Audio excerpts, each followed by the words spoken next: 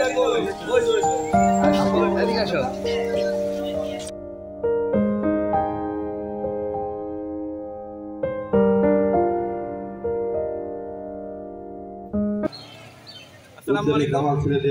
বইমেলা 2025 এর পক্ষ থেকে সকলকে জানাচ্ছি প্রাণ ঢালা শুভেচ্ছা এবং অভিনন্দন।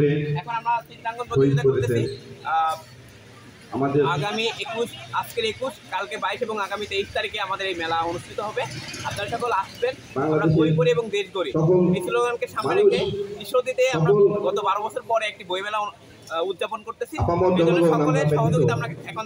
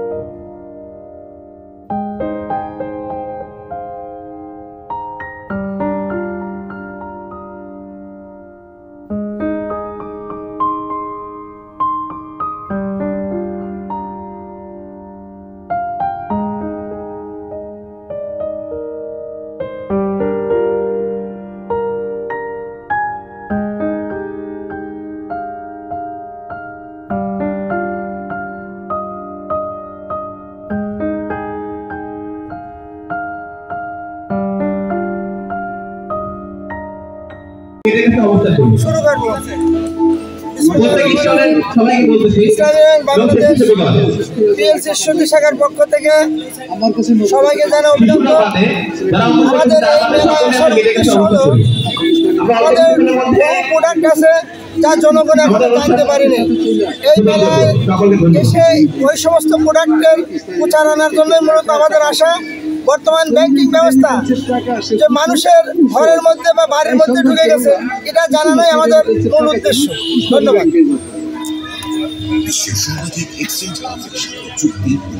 সেইবার বইমেলা ছিল 3 দিনের, 20, 21, 22। তারপরে 2007 সালের বইমেলা, যে বইমেলাতে উদ্বোধক ছিলেন রাজশাহী বিশ্ববিদ্যালয়ের বাংলা বিভাগের অধ্যাপক ডক্টর অমৃতলাল বালা। সেইবার বইমেলা হয়েছে 4 দিন ব্যাপী, 20, 21, 22, 23। 2008 সাল মেলা উদ্বোধন করলেন বিখ্যাত সাংবাদিক, ভাষা সৈনিক গণেশ মৈত্র। সেইবার বইমেলা ছিল 5 দিন ব্যাপী, 20, 21, 22, 23, 24। এরপর 2009 সাল মেলা উদ্বোধন করলেন তৎকালীন মন্ত্রী শামসুর রহমান শরীফ মহোদয়। সেইবার বইমেলা হয়েছিল 8 দিন ব্যাপী। আমরা 20 তারিখে শুরু করেছিলাম, শেষ করেছিলাম ফেব্রুয়ারি মাস শেষে। এই ডাক বাংলা মাঠে এই 4টা বইমেলা হলো। এরপরে ডাক বাংলা মাঠে আমাদের দেশে তো খাদ্যের অভাব, আমের অভাব, আম গাছ লাগানো হলো। আমের চাষ মানে